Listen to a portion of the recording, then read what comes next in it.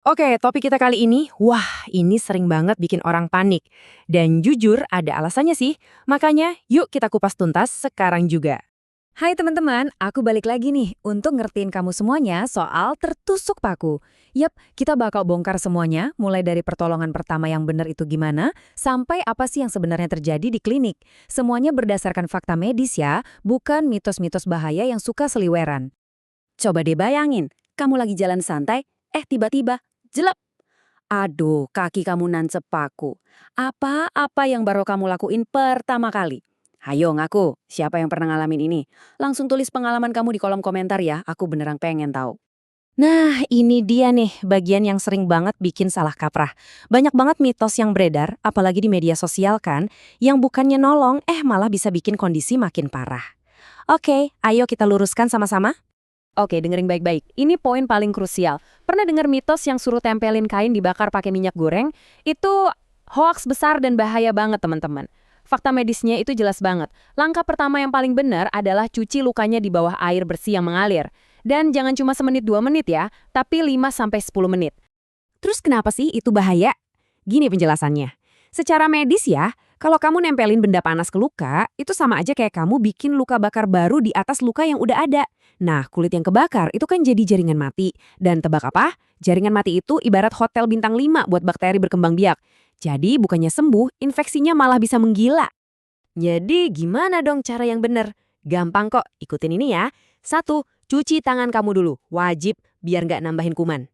2. Kalau darahnya ngucur, coba entingan dulu pakai kain bersih.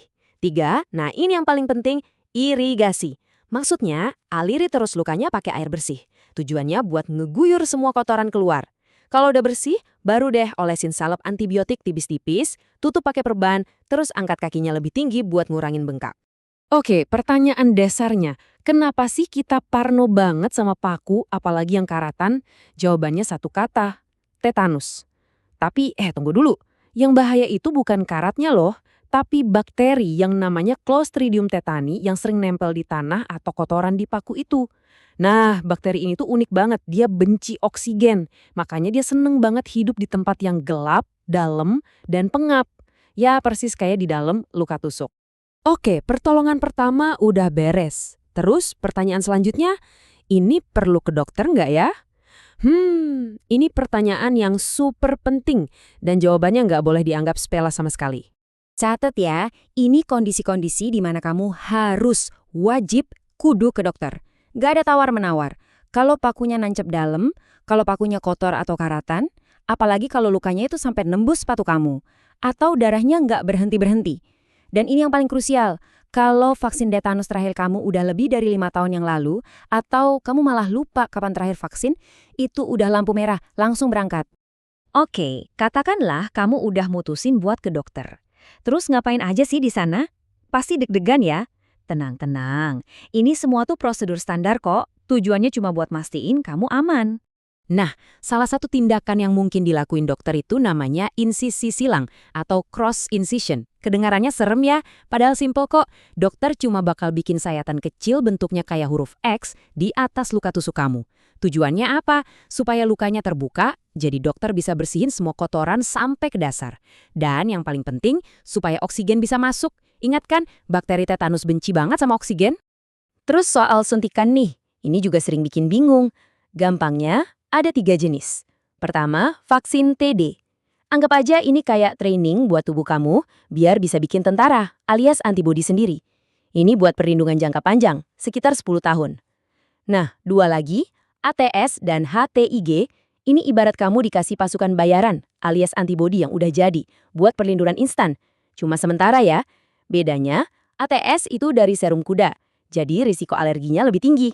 Kalau HTIG dari serum manusia, jadi jauh lebih aman. Nanti dokter yang akan nentuin mana yang paling pas buat kondisi kamu. Eits, jangan lega dulu. Ternyata bahayanya belum selesai sampai di situ. Ada satu ancaman tersembunyi yang sering banget kita nggak sadar. Dan ironisnya, ancaman ini datang dari sesuatu yang seharusnya ngelindungin kaki kita. Jadi, kamu pikir masalahnya cuma paku sama si bakteri tetanus aja? Pikirin lagi deh. Ada penumpang gelap lain yang ikut masuk barang paku itu. Dan dia dibawa sama sol sepatu kamu. Kenalin nih, namanya Pseudomonas aeruginosa. Bakteri ini betah banget tinggal di sol sepatu kita yang lembab, apalagi yang bahannya karet atau busa. Nah, pas paku itu nembus sol sepatu, si Pseudomonas ini ikutan nebeng masuk ke dalam kaki.